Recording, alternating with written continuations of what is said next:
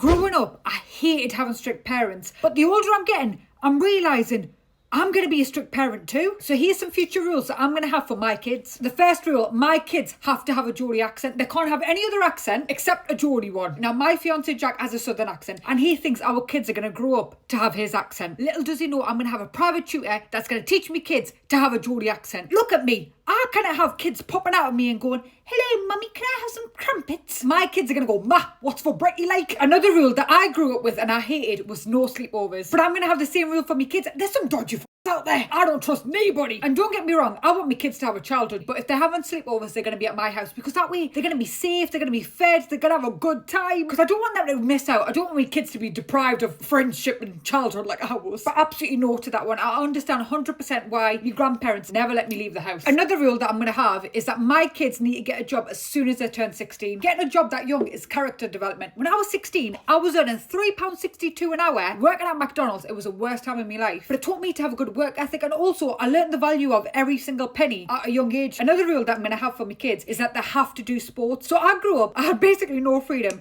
and one thing that I loved as a kid was netball. I was a goal attacker. Do you know what I mean? The most important role in the whole of the game. But I missed out on so many tournaments and so many games because my grandparents were like, "Nah, you went to netball like 3 months ago, you can't go again until next year." So I want to make sure that my kids do sports. They can choose whatever sport they want to do, but if they want to quit when things start getting difficult, they've got tournaments coming up, they've got competition coming up and they're scared, absolutely not. My kids have got to have discipline. Do you know what I mean? I've got none. To be honest, that's something that I've recently changed my mind on. I've always had the mentality that I'm going to let my kids do whatever they want. If they want to quit, they can. I'm never going to force them to do anything, but I want my kids to be more successful than me. Do you know what I mean? I feel like a lot of parents, I know this is going to be a bit controversial, but a lot of parents out there don't want their kids to do better than them, and I do, because I want my kids to retire me. Another rule that I'm going to have, and I don't know how many of you are going to agree with this, my kids have to have their live location on 24/7. Now, this is going to sound really controlling. Don't get us wrong. As soon as they're 18, they can do whatever they want. But while they're under my roof, I want to make sure that they're protected, they're looked after, I know exactly where they are, who they're meeting. And I hate that growing up when my granddad would be like, "Who you seen? Where you going? What you doing?" And it's like, let me